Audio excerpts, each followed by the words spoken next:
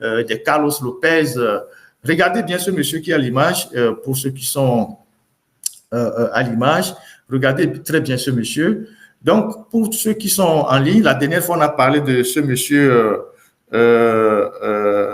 pakistanais, fort à nommer comme conseiller, alors que nous avons plein de conseils et plein de compétences au Togo, même au sein du parti uni. On a beaucoup de gens qui sont compétents. Fort va chercher quelqu'un au Pakistan, ou je ne sais pas où là, pour le nommer conseiller à l'énergie renouvelable. Ça a suscité un certain nombre de tollés.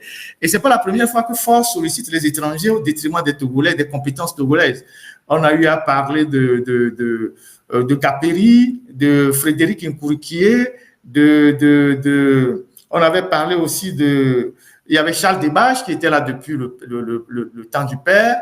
Il y a eu le général Germanos, Raymond Germanos, qui était conseiller militaire, il est décédé maintenant, et Strauss-Kahn. Et ce monsieur que vous voyez est un Rwandais qui est un ancien prisonnier au Rwanda. Vous le voyez en tenue de prisonnier. C'est quelqu'un qui avait été condamné à la prison au Rwanda pour 7 ans pour détournement de deniers publics. J'ai un article de Jeune Afrique même qui en parle, que je vais vous lire rapidement. Rwanda, le régime en croisade contre la corruption. Ministres, parlementaires, hauts fonctionnaires, pas une semaine ou presque sans qu'un nouveau dignitaire passe derrière les barreaux au Rwanda, où le régime a décrété une corruption tolérance zéro. À son poste de directeur des finances de la présidence, Janvier Mourizi pouvait se croire à l'abri des ennuis. Suspendu l'an dernier, il a été, fin novembre, à 4 ans de prison ferme, condamné à 4 ans de prison ferme et à une amende de plus d'1 milliard de francs rwandais, soit 1,25 million d'euros.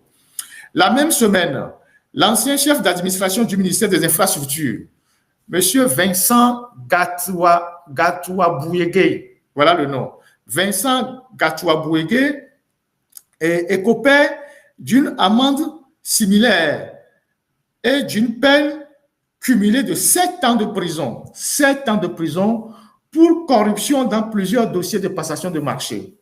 Monsieur Vincent Gatouabouégué écopait d'une amende, donc c'est 1,25 million d'euros, et d'une peine cumulée de 7 ans de prison pour corruption dans plusieurs passations des marchés publics. Donc, cet article de Jeune Afrique qui parlait de ce monsieur est sur la toile que vous pouvez retrouver. Donc, la technique peut enlever cet article pour nous passer la photo de ce fameux Vincent Gatouabouégué.